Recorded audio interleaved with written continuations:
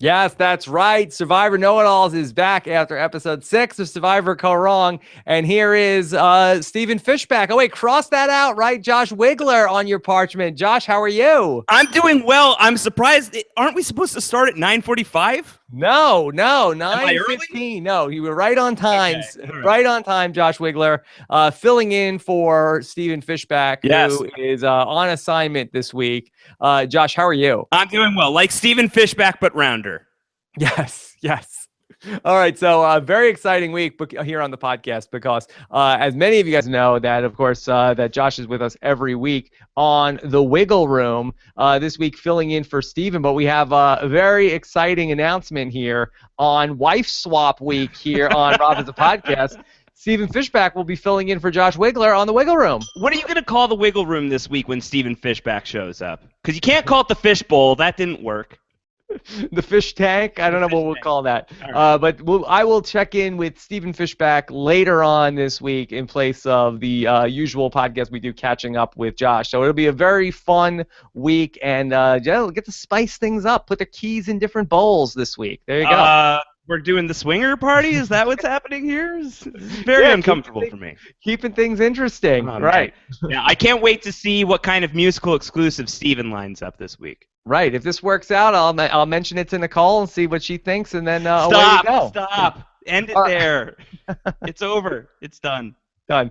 All right. Anyway, Josh. What a Survivor episode. Very, very fun Survivor to talk about as we are closing out the pre-merge here tonight. And what a pre-merge it's been on a season with very little hype. Another really strong episode that I'm very excited to break down with you here tonight live. Absolutely, man. I mean, this is what you always say, Rob. Low expectations, the key to happiness, and I can't think of a season less hyped in recent memory than this season. And in fact, it was like anti-hyped. It was like, well, this season's a little bit of a letdown. I feel like that was the rhetoric we were hearing. This season's been awesome. It's been, every single episode of this pre-merge has had something to talk about. It's been very eventful. It's been very exciting. So yeah, it's been great. I'm loving Kaoh Rong, and this episode was no exception. It was surprising. It was some outside the box strategy going on tonight. So lots to chew on. A lot of inside the box strategy, a lot of stacking the middle of the box strategy. Right. So we'll talk about a lot of boxes breaking your head open if you were Joe Del Campo. I think I scored points on that, by the way. Yeah, maybe. I think you might. All right, so we will talk all that through here and much, much more as we get ready on another busy week here on the podcast with this Survivor episode. Of course, Thursday is exit interview day, and both Josh Wigler and myself will be speaking with the recently departed Dr. Peter, and we will have a lot to say both here on Robin's podcast and I'm sure with Josh on Parade.com. Yeah, I'm looking forward to talking to Peter. Peter had an eventful run on the show, short-lived. I'm curious to know how he felt about the way he was portrayed on the show, because it was certainly interesting. So I'm looking forward to talking to Peter and kind of picking his brain about the whole situation there. Okay, I have a feeling he will have a lot to say. Yes. And then we've got some really great podcasts coming up as well here on RHAP, because later on tonight I'll be recording this week's recap podcast with the great winner of Survivor One World and possibly, I believe, Josh Wigler's favorite survivor, Kim Spradlin. Khaleesi. Yes. Khaleesi. We'll be speaking with her, and then we will have on the voicemail show a really great voicemail guest, the great Jason Somerville. Will be answering your phone calls and talking about everything that happened in the episode. Kim Spradlin and Jason Somerville, that's like podcasting paradise for me. Doesn't get a lot better. That's a really good combo. That's really solid. We're spoiling you guys. Okay, yeah. All right, so let's get into this. And what an exciting tribal council. One of my favorite metaphors in all of Survivor is when they say that the tribal council has come alive, and that metaphor was used tonight. The vote was alive tonight, where it was Scott and Ty. Forget about Jason and Scott. There's a new bromance in town, and they're really dictating the action here at this tribal council. And Josh, I'm so excited that you're here with me tonight to talk this through, because we started such an interesting conversation on the Wiggle Room talking about whether or not the Brains should get rid of Peter at this vote. Right. And you had said that they should be getting rid of Peter at this vote because that will make them a big target going into the merge if they go in with 5 votes. I had said that they should not be getting rid of Peter because I was under the impression that Peter had really fixed his wagon to to Joe and Aubrey, Right. and that he was going to be a loyal soldier moving forward. It turned out to be the case that he was not a loyal soldier moving forward, and he actually made himself really obvious about it and came off very schemy. And really, we saw this battle being fought, this same debate that you and I were having during the week, ends up being had by Aubrey and Joe. Yeah, no, it's interesting because it's this whole. It goes back to what Aubrey was saying. The devil you know. She knows Peter. She's played with Peter. She's played with Peter the entire time she's been out there. She knows his tells. She knows how to read him. And it was very clear to Aubrey and Joe that Peter was flirting with the enemy. That he was trying to come up with some sort of contingency plan that may have become Plan A, may have become the original plan to go after Aubrey or Joe. And I feel like Aubrey just felt like no more chances. Can't take a chance with this guy anymore, and I think that Peter really made his bed tonight. Yeah, I really feel like Peter, to start with him, played this game incredibly poorly. I think that he's somebody who seems like he's a very bright guy, but I really feel like if you're going to go and look at his resume through 6 episodes of Survivor, that he really did, and he was somebody that had a lot of chances, and he really mismanaged his chances almost at every turn in this season. Yeah, I mean, I'm thinking back to last week's episode when Peter was talking about the results of the tribe swap and how he's in this great position, and I'm not going to even have a bead of sweat dripping down my forehead until I get to the merge. He was really feeling like he was going to coast his way there, and this would not have happened probably if he hadn't been flirting with the idea of going with Julia and Scott and Ty and teaming them against someone like Joe or Aubrey. If he had just coasted, if he had just played it really cool and had not fielded those discussions at all, you got to imagine that Aubrey is not flipping that vote. It's still a tie, but who knows what the tie situation turns out to be. I feel like he voted with Scott. Yeah, well, Ty voted with Scott. It's a TIE tie. Oh. So who knows? Who knows how that would have worked out? But Peter is making his move, and he gets caught, and I think that he just lacks that finesse to do that kind of double dealing out there. Now, if he was going to switch, wouldn't the move have been to switch at the last vote instead of voting against Anna and really seemingly leading the charge with, hey, Aubrey and Joe, we really need to be getting Anna out at this next vote? Yeah, absolutely, because he was saying that that Anna is a gamer, that Anna, Anna's not only beautiful but intelligent, and she's going to charm people and be manipulative. So he is, he's correctly assessing Anna as a threat, but that is somebody that would be willing to work with him on a vote if it means that Anna's not going to go. Taking out Anna at that point, allowing Julia to come back in, who maybe he sees as somebody he can manipulate better. She's younger, maybe doesn't know the game super well. I get that on paper, but you're allowing more time for someone like Scott and Ty to bond with Aubrey and Joe, and giving them more time to come together as a foursome, and Peter giving himself more time to be distanced from these people. So yeah, if he was going to make this flip, which he had said after Liz had gone home, that's what he wanted to do. He wanted to flip this game on its head. He should have done it when he had the immediate chance, I think. I think that would have been the move for Peter. Otherwise, you just coast with the brains and you don't even think about flipping on the brains. Let's talk this through from Aubrey's perspective, because I think that's where all of the intrigue with this vote ultimately lies, because she is the person who ends up switching her vote, and really, I don't believe we've ever seen that before. Josh, can you think of an example where Someone on Twitter threw this out, that I think that there were some votes that were crossed out when Brad Culpepper went home. Well, that's exactly, actually, that's a great point. That's exactly the tribal council I want to reference, because to me, this was almost identical to the scenario back, I believe it's the 4th episode of Survivor Blood versus Water, where the late, great Caleb Bankston is in a similar situation about this, and I believe that Brad Culpepper is trying to put the votes on Sierra, but Caleb is under the impression that the votes could be, or if he's next, if the votes aren't indeed coming for him. And he basically says at the tribal council, hey, just so you guys know, me and Sierra and Katie, we're voting for Brad tonight. You guys do what you want. You should vote for Brad.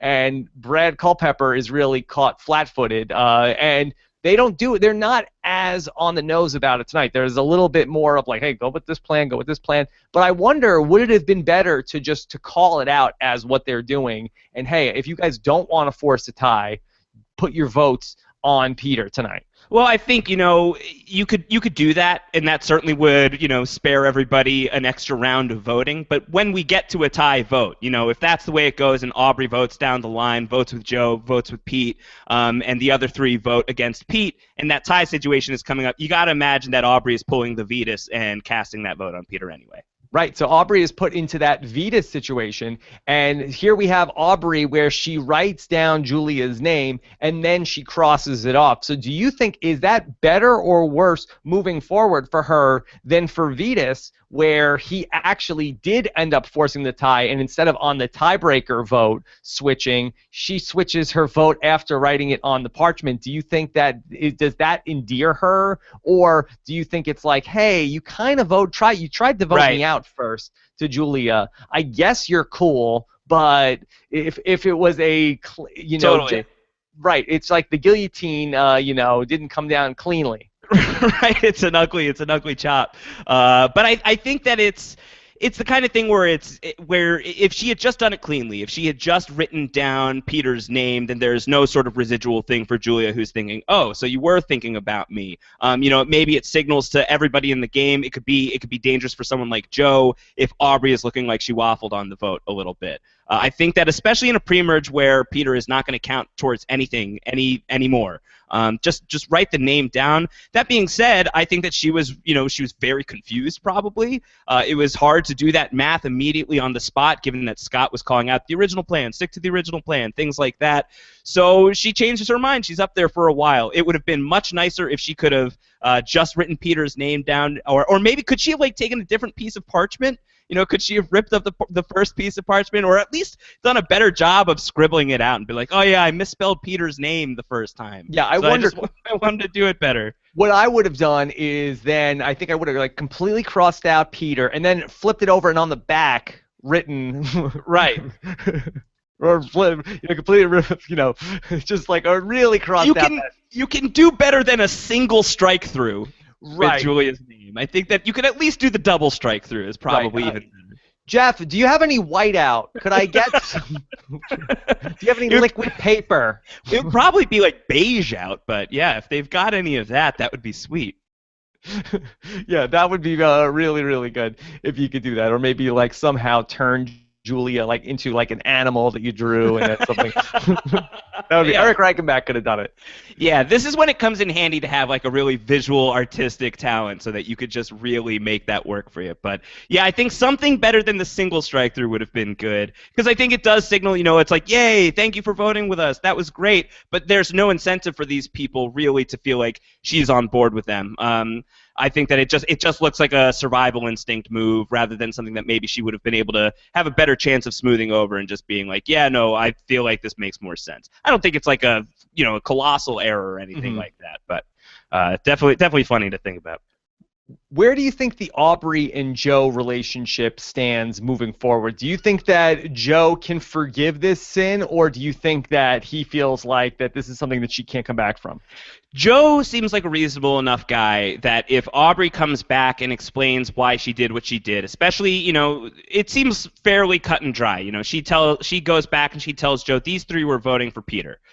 This was going to happen. We were going to go to a tie. We would have had to flip anyway. I just forced it early. You and I are still good. We've got brains on the other side. We're going to be able to figure this out. You were right about Peter. He was a worm. He was a scoundrel. He was coming after us at some point. If she can argue all of that stuff, I feel like Joe, he's gonna handle it pretty well. I think that he likes Aubrey, and there was obviously no love lost between him and Peter. If anything, I think that Joe's going to be bummed that he didn't get the chance to take the shot at Peter himself. Mm-hmm.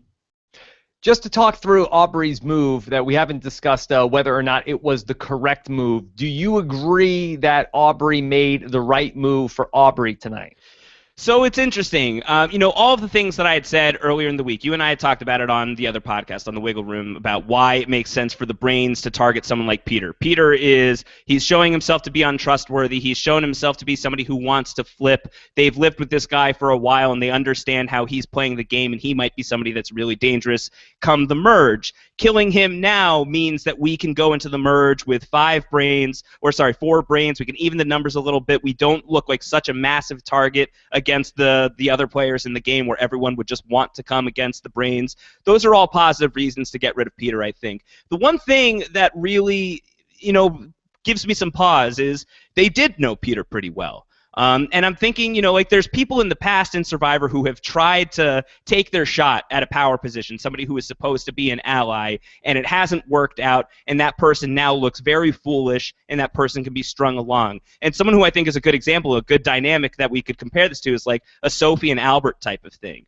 And, Albert he comes off as very schemy, and no one in the game can trust him ever again, and he basically limps along to the final tribal council and is a non-factor there. And granted, we're very, very early, but there might be something to be said for kind of, gutting Peter a little bit, putting him in his place the way that Joe did, bringing him along to the merge. And if you're Aubrey, now you really know how Peter plays. You really know his reads. You know how he comes after people, and that really is the devil and he's kind of in this position where if he's going to make flips in the future, you probably have a decent read on it. So I'm a little torn. What's your take ultimately on whether Aubrey made the right move or not? So ultimately, I feel like she did make the correct move. I think that this is the right move, even more so potentially than Vetus, because in the situation where Vetus was in, you didn't know necessarily if there was going to be a tribe swap coming out of that potentially that might have been. They might have stuck with that tribe for a little bit longer, whereas the merge is almost certainly coming right after this. So for Aubrey, it needs to be all about just getting through that tribal council. I do think that she did it rather unelegantly, and I'm pretty sure that's not a word, because I think that what she could have done it in a way where she ends up voting against Peter, but didn't end up with this sort of Hamlet-type tribal council situation. Sorry to reference Shakespeare without the knowing is know-it-all here. Sure. But for her, I think she could have done it in a way where she could have really endeared herself to Ty and to Scott and Julia more so than how she did, where she could have maybe had a working relationship with them moving forward, where she says, okay, you know what, you guys are right, I'm in on this, okay? I'm not going to tell us anything to Joe, and she feels like, okay, maybe I could patch things up with Joe, and now I have a really good relationship with Scott, with Ty, with Julia moving forward and going into the merge, where she's sort of like a reluctant ally of theirs now, and I think that she could have potentially gotten herself with a better working relationship with those people. And I think that's important. I think that's really important, because you get it in the episode too, when Ty and Scott and Julia, when they're trying to pitch Aubrey on flipping on Peter, and she's, I appreciate what she's doing. She's being, very, quiet about it and just listening a lot and being like, thank you for telling me, and willing to hear them out but not giving them too much in exchange. And who knows what other conversations happened out there, but based on what we saw, Ty and Scott were at the point where like, we got to vote for Julia because this is not going to happen for us, and Aubrey is clearly not playing ball. And I feel like there was just a level of coldness that Aubrey was exuding towards them, and I think that there's got to be a little bit more warmth in her game towards people who are in a position where she would be potentially working with them going forward, because there's probably not a huge emotional attachment between these people, and I think that would go a long way towards these numbers sticking together in the future, whereas right now it was really just like it could just be like a done-in-one business decision rather than really endearing herself to these people. So I think that's very important, that it was kind of a cold deal. But I sympathize with Aubrey, because in her position, she feels like, hold on, is this a trap? Are these guys trying to trick me? Here's Julia, who is on her last legs in the game, that I don't know if I can believe what she's telling me. Here's Ty, who was her ally. Here's Scott. Right. I don't know how much I can trust him. So how much can I really gauge, like, maybe this information isn't true? So it's easy for us to know what's going on, because we got to see Peter in his confessionals. We got to see Peter's conversations with Julia, Peter in his conversations with Scott. So it's very easy from where we sit. For Aubrey, she really did a good job of, keeping up her poker face as so to speak, Anna. Yes. As Anna did yes. an okay job with as well, and Josh did an even better job with. That was all Wanda. That's all Wanda. Yeah. So I feel like I do sympathize with the plight of where Aubrey was coming from, but I think that probably whether or not she was going to make that move, I think she needs to arrive at that decision quicker, and then give people a better impression of what's going to happen. I think it was one of the trickiest decisions we've seen all season. It might be the hardest call that anyone has made on the show so far this season. Yeah, I totally agree. Just to go back to what we were talking about on the wiggle room as well, like I really felt like that Peter was going to be a solid number for that group, and I had said that I think it would be a mistake for Aubrey and Joe to get rid of Peter at that time. Again, believing that he was going to be a solid number, the fact that he is not going to be a solid number for them, I say get rid of that wild card because you can't trust him. He'll be in your plans. He's going to be somebody who's going to be a problem down the road. So I completely am on board with getting rid of him. But I said at the time also, I said, if you get rid of Peter, I think it would be a mistake, again, thinking that he was a loyal ally, because you are playing into the hands of the Brawn tribe, who stuck in that middle where they came into this tribe swap down 5-5-3. Now they potentially go into the merge 4-4-3. And this is, I think, going to be one of the more intriguing merges, not to get too far ahead of ourselves, in the history of Survivor. It's an interesting dynamic right now, too, because, it's not the kind of thing where there is a lot of... I don't think that there is a ton of loyalty within these tribes, except I think that there is with the Brains, because now we've cut Peter. We cut Peter, who was really closely knit with Liz. That was the two that they had to get rid of. Neil, Aubrey, Joe, and Debbie, they seemed like a really powerful four. Obviously, the three Brawn are really tight, but Beauty is kind of up for grabs. I don't feel like there is an intense loyalty between Nick, Michelle, Ty, and Julia, especially we saw it on the Chan Lo side of things, where Nick and Michelle, at least from Michelle's point of view, is not really a powerful thing. So those people are really up for grabs. I'm curious to see about the bonds that Debbie has forged over at Chan Lo and how that would factor into things. So I think you're right. I think that there's a lot of potential mercenaries in the mix here. I think that things could get really ugly really quick, which would be very fun to see. Yeah, we'll talk more through on the Chan Lo side of things. Let's just finish out with this tribal council. How about the way that Ty and Scott ultimately played it out at this tribal council? How much of a factor do you think that they were in terms of talking Plan A, original plan, original recipe? Secret plan. Right. What do you think about how they ended up playing it, and how much of a factor do you think that was in terms of getting Aubrey to switch her vote? Well, I liked it a lot. I mean, I think that you raised an idea of what they could have done if they could have just been more direct about it, being like, the three of us are voting for Peter. There's certainly effectiveness that happens there, but I think if the idea was to cause enough pandemonium that someone, whether it's Aubrey or Joe, is going to think, oh, so they are not on board with what we were originally saying, we really ought to think about shaking up what we were going to do. It worked. It was very effective. It got Aubrey to flip. That being said, it did feel like there was some level of confusion among the three. I think that Ty and Scott were on the same page, so that's really all that mattered, because Julia was going to vote for Peter anyway. But there was, to me, I did sense just a little bit of like, were the three of them completely on the same page? And I think that might speak to your argument of like, yeah, let's just say out loud that we're going after Peter.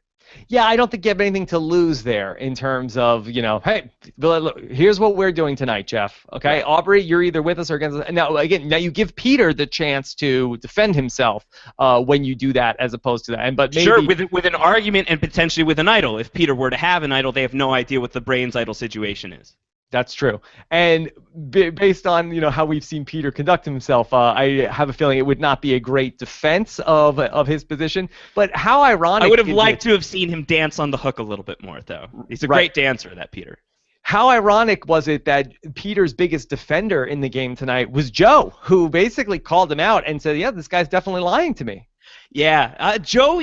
Joe. He sticks to his guns. I guess he's a loyal guy. I was surprised by that though, because they did have this big blow up back at camp, and Joe got past it pretty fast. He was pretty okay after a while. Yeah, I think that Joe maybe felt like, hey, I got this guy back on board. I scared him straight, and right. He's back with us. He's got this young punk by the gonads. And ironically, he did get him back on the straight and narrow and back on the Brains bandwagon, to the point where Peter is voting for Julia, that Peter isn't flipping sides and trying to vote for Joe after that confrontation. So, you could question Joe's methods and the social game, where Aubrey said, hey, you shouldn't have done that. You probably shouldn't have done that. But it did get Peter back on board, to the point where he was with them on a 3-3 tie and wasn't trying to throw Joe under the bus with that group of Julia and Scott and Ty. Now, for Scott, Ty, and Julia, who end up voting for Peter, and they pull Aubrey in by, announcing basically, essentially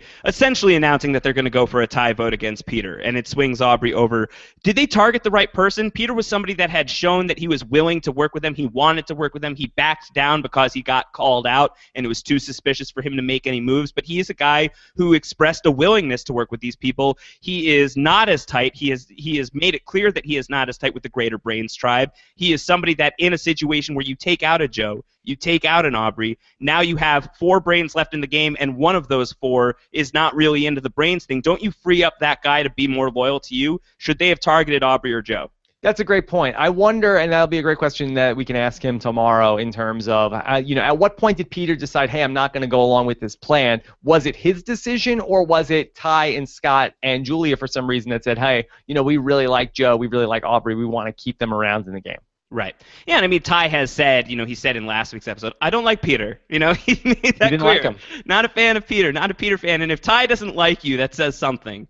So, I think a lot of it comes down to just like, who do you want to play with? But I think in terms of who is somebody who is desperate, who is somebody that might be loyal to you, or at least not as loyal to their original tribe after a move like this, I feel like this frees Peter up in a way where you can predict him a little more, you can use him probably a little bit more. I feel better about Peter not going back to Neil and Debbie and Joe or Aubrey, which one of those is gone. So I think from Scott, Ty, and Julia's perspective, I'd really like to know why they ultimately went after Peter, because I feel like it may not have been the choice that I would have wanted to make. I think that you might want to go after a more solid player at this point. If I had to guess, approximately 30 minutes from now, somewhere in parts unknown, Stephen Fishback will tweet out a link to his People blog for this week, and he will award a Fishy Award for this week's episode. Where do you think it goes? Do you think it goes to Aubrey for switching her vote? Do you think it goes to either one of or some combination of Ty, Scott, or Julia, who I think coming in from Brawn Beach, a.k.a. Exile Island, I think did a tremendous job in terms of how she played this hand? Yeah, I want to talk through Julia for sure. I don't think that she's going to get the Fishy. My guess, based on Steven isn't podcasting, but he's tweeting tonight, and based on what I saw from Steven's tweets, I think that he's really into Aubrey's move. I think that he likes that Aubrey, cut down somebody who, once you know that person has your name, your head in their sights, that you need to take care of that person. And I think that he's going to like that Aubrey headhunted Peter before Peter was able to make any more moves. So my guess is that he's going to give the Fishy to Aubrey. But I agree. I think that Julia played solid. We were talking. Everybody was talking. I think the popular opinion was Julia comes back into the game in a really unenviable position, and she is going to be, very easily picked off. She's just somebody that you could really just remove from the game without breaking a sweat. And she does not go home. So how much do you think that that's from her effort? How much do you think that's Peter shooting himself in the foot? What's your read on Julia coming back into the game tonight? She hit the ground running. She did a really good job. She wasn't freaked out at all about the situation that she came back to. She started working with Ty, and she was very approachable to Peter, who really started to tell, okay, here's what I'm thinking about. Here's what I want to do. And she's like, yeah.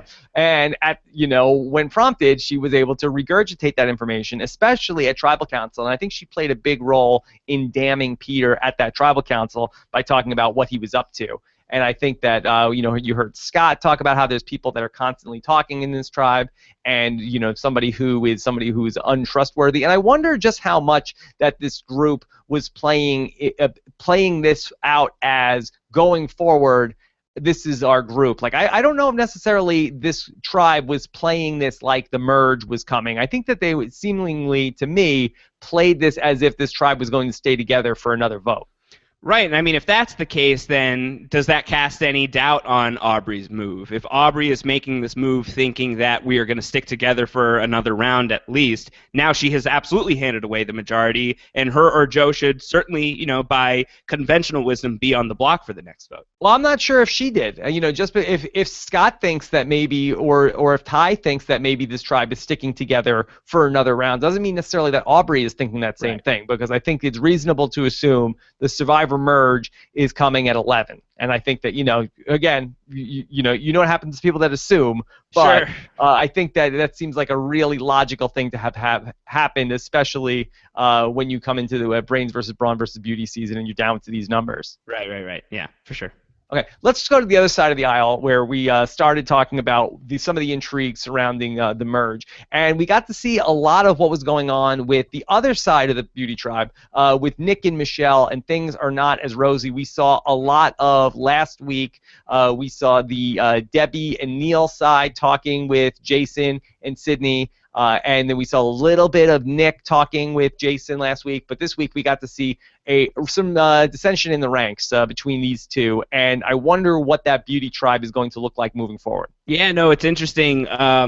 First off, I don't think that did we get a single confessional from Kyle Jason tonight? No, really, you saw Debbie, Nick, and Michelle on that Chandlo side. I don't think you saw anything from Jason, Sydney, or Neil in terms of confessional. Jason hiatus this week. But how quickly Purple Nick goes from Purple Nick to Adonis Nick. He is revered as a god by Debbie, and he is acting with sort of this godlike gravitas and saying, I want Michelle to act the way that I think she should act. I want her to say the things that I think she should say. It turns out Michelle is at least atheist to the religion of Nick. She is not buying that gospel. She is not into it. She is, she's in a tough spot too. I mean, it's a very good thing that merge is coming up because I think that if that tribe does go to tribal, she's in a big bad situation there. But she is not buying what Nick is selling, and we had been led to believe, I mean, she hadn't really commented on it at all in the episode last week, but Nick was talking about herself and Michelle as a pair. I don't know how much Michelle thinks of herself and Nick as a pair, and I do think that Beauty Tribe is easily the most fractured tribe in the game right now. Yeah, but I think that fracture is really just between Nick and Michelle, because I think that Michelle could easily slide back into what Ty and Julia are doing. But to me, I think that what makes this really interesting, I think in this group, I think that of this former Beauty Tribe, and it was interesting, it was the Beauty Tribe that really fractured post-swap in the original Brains versus Beauty versus Brawn. It seems to me like Nick wants to work with Brawn, while Michelle wants to work with Brains. And it seems like that's where the main conflict is coming from. Everybody's team Nicole Stradamus on this one. Everyone loves Debbie. Everyone wants to work with Debbie. They acknowledge that she's quirky. They acknowledge that she's weird, but they also think that she's honest and that she's smart and a good leader. And Michelle wants to work with Debbie, and who knows how much is it Debbie blowing smoke, as Nick suggests? Is this just Debbie, making Michelle feel comfortable before she brings her to the slaughterhouse? Is that what Debbie is doing, or is Debbie keeping her options open and looking at Michelle as a possible partner down the line? Hard to say, but Michelle likes Debbie, and I think that's a testament to the way that Debbie is playing. But it's an interesting divide between Nick and Michelle, who want to go different ways, and Nick really does not even want to entertain the notion of going with Brains, which is weird to me because it seems like he would want to work with someone like Debbie if he thinks that Debbie is infatuated with him. Like, if that's his read on Debbie, that Debbie is head over heels in love with Nick, maybe he would want to work with her and see what he could do there. I don't know. We don't know what that relationship is like between Nick and Jason, but I really do think that the key point in all of this is that line that Debbie said to Michelle of, you know what, Jason is the one, he's lazy. I'd like to get him out. He would be my target if we went to a tribal council. And I don't really like his anus armpit. I'm not a fan of that.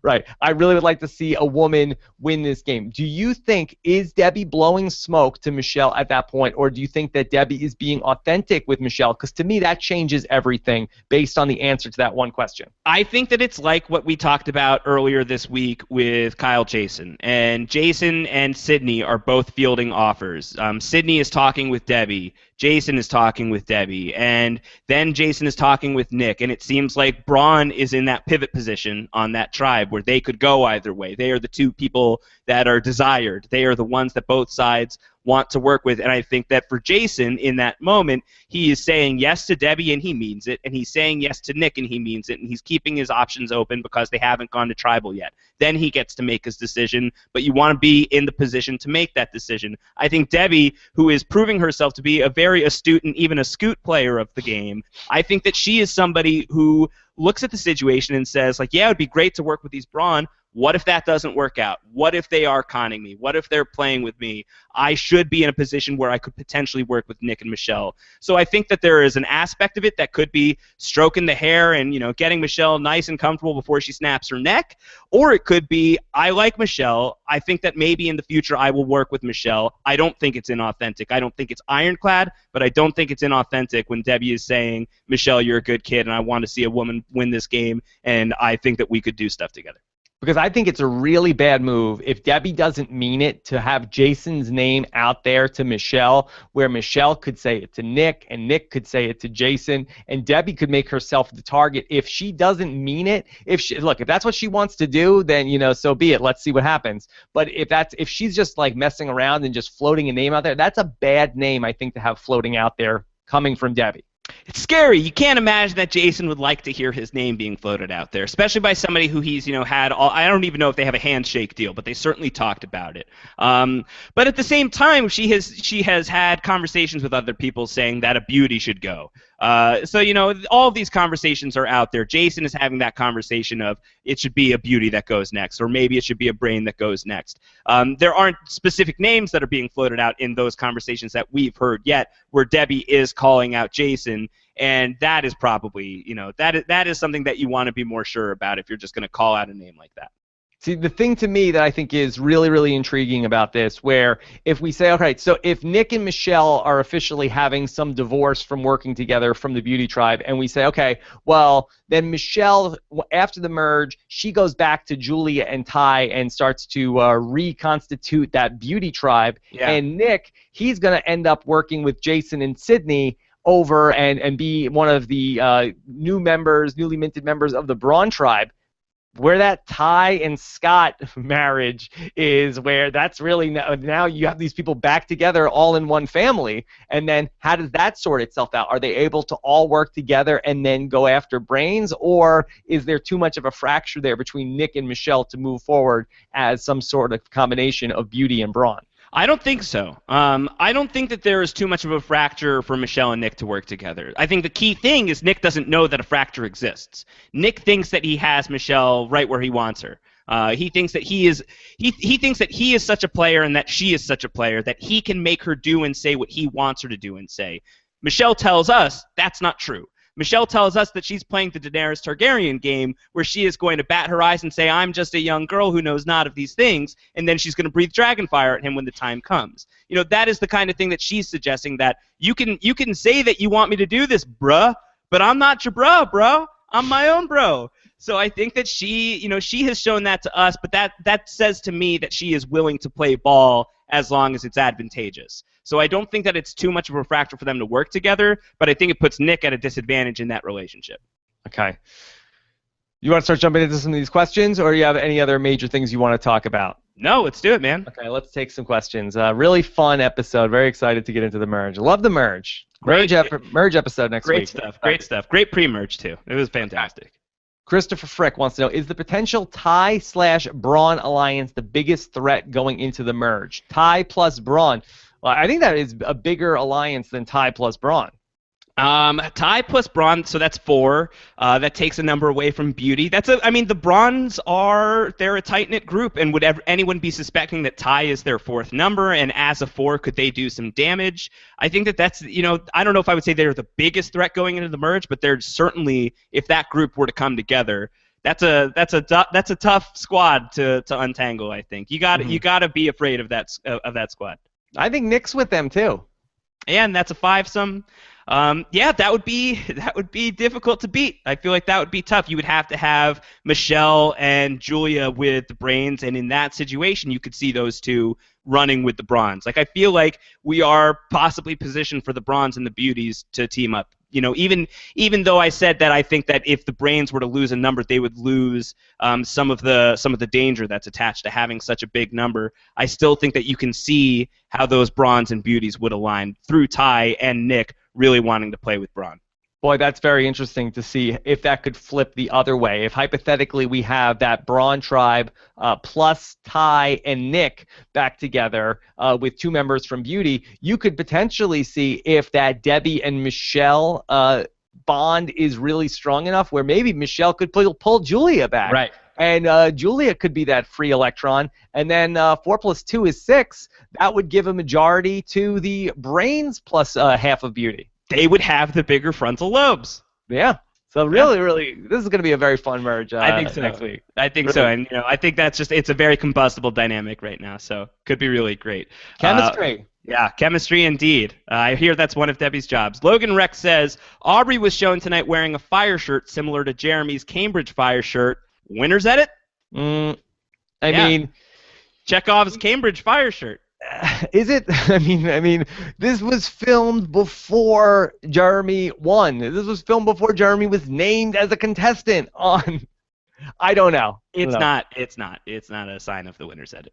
Yeah. Just as the substitute Stephen Fishback, it's my responsibility to say that it is. Okay. All right. Fake Mike Boogie wants to know, isn't it unfair that they keep doing a basketball challenge when a former NBA player is on the season? They did this back, I believe it was in episode 4 of the original Brains versus Brawn versus Beauty, where it came down to Spencer versus Cliff Robinson. Boy, Nick really did give Scott Pollard a run for his money, though, tonight. Yeah, Nick was on fire. He was making it rain dance all over the place. Even Scott at the end of it is like, dude, Nick, that was close. Yeah. So Nick came out of that looking really good for his tribe, I think. Is it unfair? I don't know. I feel like, this is the type of challenge that Survivor likes to do anyway. It's not that far from the types of carnival games that they do pull off at the ends of a lot of challenges. It just so happens to be, it's a free throw contest when you have a basketball player in the game. Is it unfair? Maybe, but it's good TV. So as you say, Rob, whoever said this game was fair. Right. I think they do like to show off, and it's good drama whether Scott Pollard wins that challenge or loses it. So, I'm not going to complain about it. Let's take another question from Sam Shapey, who says, if Aubrey wanted Peter out, wouldn't it have been smarter to wait and do it on the revote? If Ty, Scott, and Julia all voted for Joe, or even Aubrey and said, she could have 3-2-1'd herself out of the game. All right, so let's talk that through. Should she have then gone with the original vote for Julia, and then on the revote, when it only could be Peter or Julia, flipped her vote, a la Vetus? It's a really smart observation, and I was starting to fear that was the direction we were going in until we saw that Aubrey had written down Julia's name. I was really worried that some sort of 3-2-1 situation was going on. And also when I saw that Peter had written down Julia's name, I thought that maybe when they say the original plan, had they somehow told Peter, we're going to go for Joe, we're going to go for Aubrey, and that's where he's going to go, and were they going to 3-2-1 Peter or somebody out of the game? I think that there's a lot of wisdom to that of maybe you should stick with the vote, stick with the plan, vote for Julia, let it go 3-3, and now that there's only 2 options, that's when you make the selfish move or the self-interested move and you choose to cut Peter there because you do run the risk. There could be some sort of game that's afoot that's going to take you out there, don't you think? Yeah, I think at the point also where you actually write Julia's name down and then cross it out and then write Peter, I think at that point you might as well go through with the tie process. Yeah, I think so. Okay, let's take another question from the Cuddly Caucasian. Yes, from Will. Will says, would Peter have played this right if he didn't waffle on targeting Joe and just went through with it? I mean, I think he'd still be in the game. Yeah. So I would say yes. I would say yes to that. I mean, and that's assuming that Ty or Scott or Julia didn't have cold feet for some reason about voting out Joe. Maybe there's some sort of bond that, maybe Scott really loves Joe and he's like a real fatherly figure around camp. They felt bad that the blocks fell on his head. But assuming that they were game to do it, it does seem like it was a mistake for Peter to back down.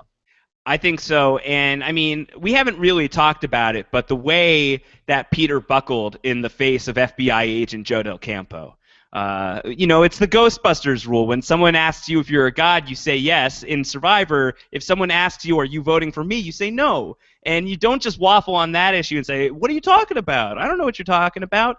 Peter's whole handling of that situation was really It was really bad. It was bad. It was really bad. Because Joe says, look, I want a straight answer. yes or no. Like, don't dance around the question. Are you trying to vote me off? It's like, I'm sorry, what was the question again? Yeah. Like, Joe should have just walked away at that point. Do you have a bug in your ear? Can you not hear what I'm saying? I know there's precedent for that. But it's a simple question with a simple answer, at least on Survivor. And like he's cracking up in his face.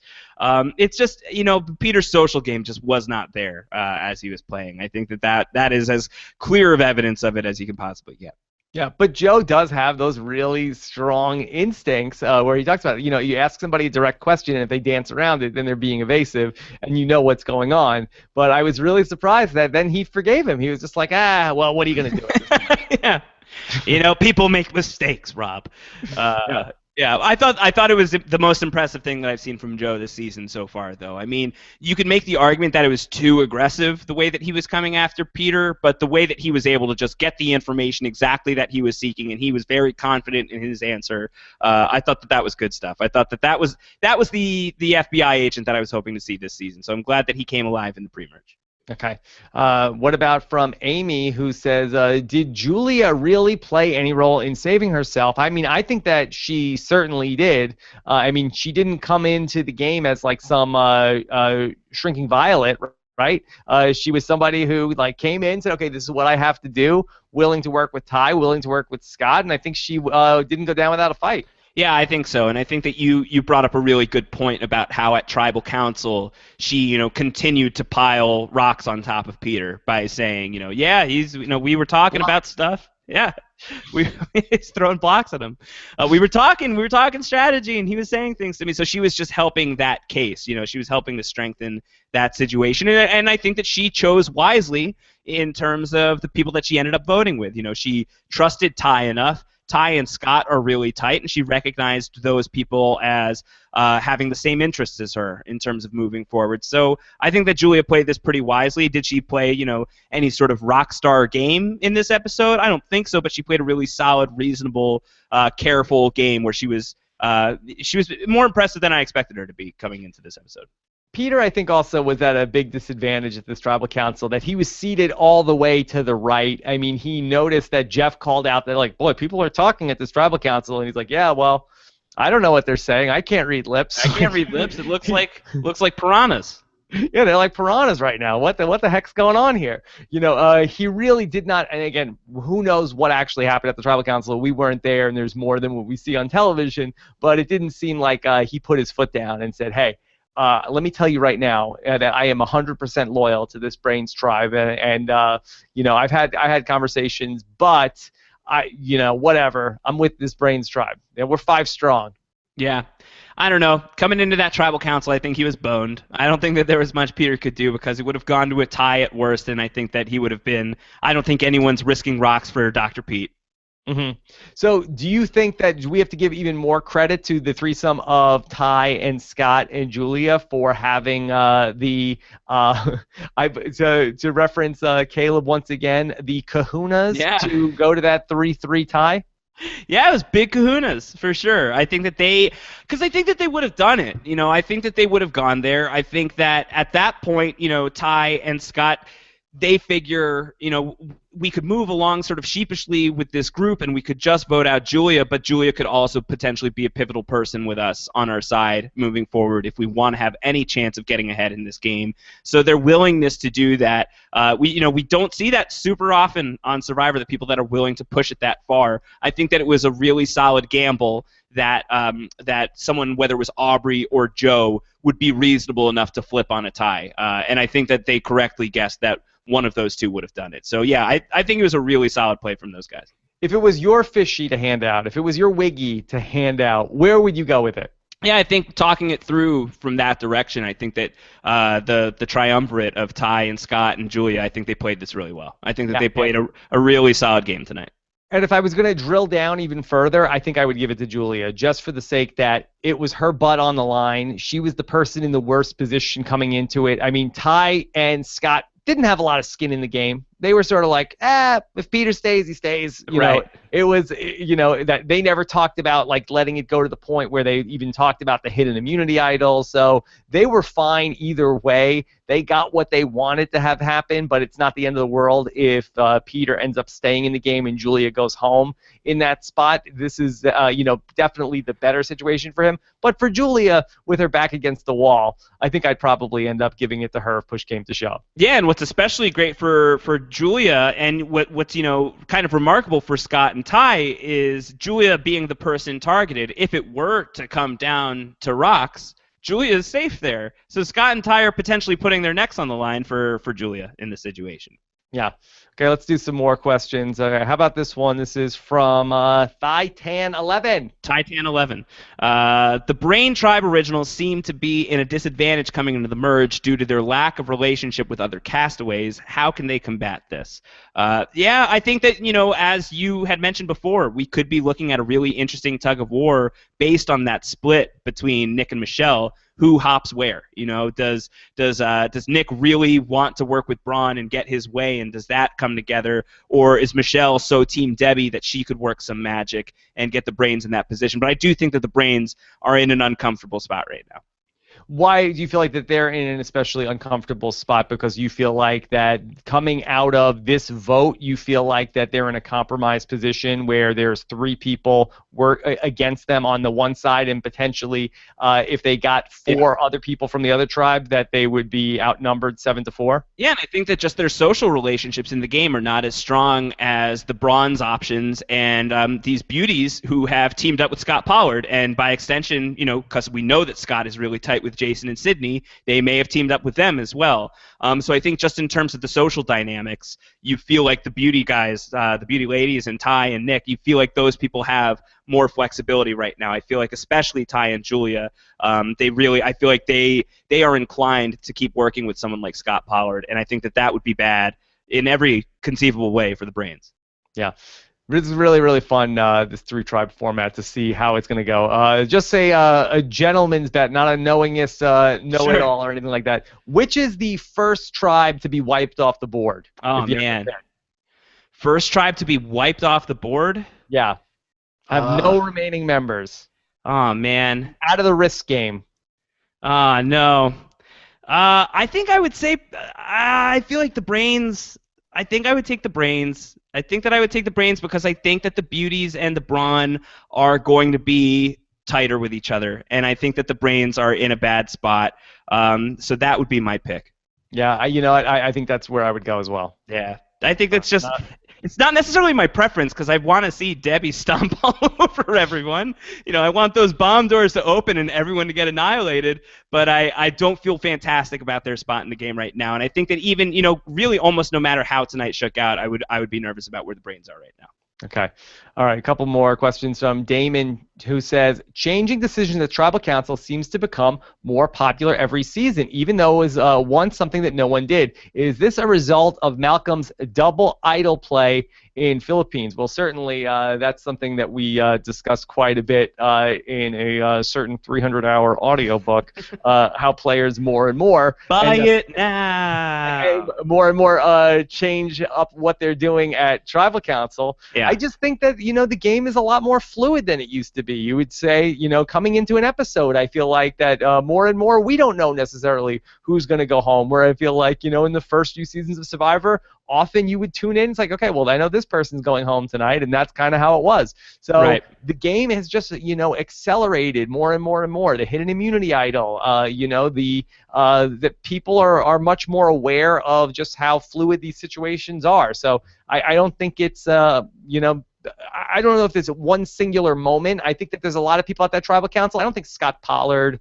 ever saw Malcolm play in either of his seasons. He might have. It was a Jeff Kent season if he wanted to watch those pro athlete seasons. Yeah, sure, he might have. I don't think Joe Del Campo or Peter, although, again, those are the guys on the wrong side of the numbers tonight. So I think that it's Right. just something that's in the ether on the show where people are like, making moves at tribal council. I'm sure it's something that they're talking about more and more at those tribal councils and in the conversations on the beach leading up to those tribal councils. Well, it's that phrase, tribal council is alive. I've never seen a tribal council so alive. I love it when tribal council is alive. Well, when you call a thing alive, you're basically calling it like a living, breathing ingredient in the game. And I do think that tribal has become something of a player, or at least an element. The way that immunity idols are used or advantages are used, tribal council is now a principle in the game where you can make moves happen in that space. Whereas before it really was just a place to do some TV talk before you made the decision that had already been arrived at 30 minutes earlier. And I think that that's still often the case, and probably more often the case than it's not, but it is also now a battleground in a way that it hasn't been before. Truly is an evolution of strategy, Rob. Yeah, even before voting blocks were invented on the next season. Uh-huh. All right. What about from Brooke Howard? Brooke Howard says, with Purple Nick's sudden airtime tonight, is it safe to assume he will be voted out next week? I don't think it's safe at all to assume that Nick would be voted out next week. I don't think that Nick is in the best position in the game, but I don't think he's in the worst position in the game. What do you think? How are you feeling about Nick after this episode? I mean, on the one hand, Nick does fit the bill for being a traditional merge boot for next week. First vote after the merge. Okay, who's an alpha male type guy who people might be afraid of going on an immunity run, while he definitely came off looking good this week, and not just on the beach, but also in the challenge. Maybe that's something that opens people's eyes of, okay, he's a threat in the challenges. But just looking at the way that the tribes have broken down, I'm not sure necessarily why he would be the target for any of these tribes. And it really will come down to which of the two tribes are going to work together. And unless Beauty feels like that, it's almost like the way that Aubrey might have felt about Peter, of we just can't trust Nick moving forward, where Julia and Michelle are going to, in a Kylo Ren type move, not Kylo Jason type move, of we will carry out the work of Anna and make sure that he's the first. I will finish what you started. Finish what you started, Anna. Anakin Skywalker. Anakin Skywalker. Anakin Skywalker. Then, I don't know why he would be the threat. It seems weird that Beauty would come after one of their own in that spot. So what's going to be the pairing, or which two groups will work together to target one of the other groups? Right, but I mean, if there is a world where these people, where whatever majority is created at the merge is deciding to, go thumbs down on the beauties, like to say, like, we're out on the beauties, I do think that Nick is probably a prime target. If people do decide, like if the Brawn decides, I want to play with Brains, if they like Debbie, if they like Neil, if they can feel comfortable with Aubrey and Joe coming in, like if that becomes the situation, you could see them wanting to get rid of Nick because of the reasons you outlined, that Nick is strong in challenges, that Nick has shown a willingness to kind of play the game and be a little bit manipulative. You could see it. I just don't think that it's safe to assume by any stretch. I think that there's a lot of different options out there. And I feel like there's more groundwork there to see Brawn working with Beauty, I think, based on what we've seen in the episode. Based on, I have to feel like there's going to be a little bit of bad blood between Scott and Ty and Joe, and potentially Aubrey, even though she did ultimately vote with them. It seems like that there's a bit of a fracture there. And so you certainly could see how you could pick up the pieces where that Scott pulls back in Jason and Sydney, and then you have Ty, and then potentially Julia, and right. You already have the connection there with Jason. Only Michelle is the only person that doesn't quite match up with Brawn, but you have Julia and Ty over there. So that's what I think is the most likely thing to happen, just at first glance after watching the episode once and an hour after it finishes. That's where my head is at, but who knows? No, so much could happen. Numbers on the board, that seems like the most likely outcome. Yeah. Okay, let's do one or two more questions. Marco Sarek, has Fishback been exiled to the Wiggle Room because he drew the red buff? Is that what we're calling severe gastrointestinal distress these days? The red buff? Yeah, he's going to come back, feed him some pizza, he'll be fine. He'll be fine. Once he comes back in. He'll have a good time there. It's a fun room. He'll have a good time. It'll be a good show. All right. What's the last question, Josh? All right, Sally Berger says, what should Michelle do in the merge? Should she stay with the beauties or no? And, this is kind of capping off the thing that you had just said, what we had just been talking about. in that situation you're outlining where all of those people are kind of flocking together and Michelle is kind of the one who you're not really sure she doesn't have that direct connection with these people. I mean, what should she do? She should go with the numbers, right? You know, if that's the way the numbers are shaking out, she has to go with those people. Right, and you have to imagine that her tightest ally in the game is Julia. While we saw Anna, with a close relationship with Michelle. Michelle called her my number. We were a final two deal. We know that Anna had a tight relationship with Julia as well from Anna's exit interviews. I think it's reasonable to assume that Julia and Michelle have a very tight relationship as well. And so I think that she's likely to go where her ally is going. And so unless Michelle could pull Julia to go somewhere, I think those two are sticking together post-merge. Yeah. Hard to see why they wouldn't want to work together. All right. Josh, great job once again. Very fun to have you back Thanks here. For having me, man. Fun to be back in the seat. I'm looking forward to giving it back to Fishback and getting back to my room. It's comfy there. Yes. Disappointed to end a podcast with you without some sort of insider musical number. Hard to pull that together on the fly. So you'll have to lean on Steven for that this week. Okay. All right. So we'll see what Stephen Fishback comes up when he sits in for Josh on the Wiggle Room later on this week. Of course, Exit Interview Thursday is on its way tomorrow. Don't miss my Exit Interview podcast with Dr. Peter. Of course, make sure you read what Josh and Dr. Peter talk about in Josh's interview on Parade.com. You can follow Josh on Twitter to make sure you get that at Round Howard. Yep, that's it. That's the one. That's it.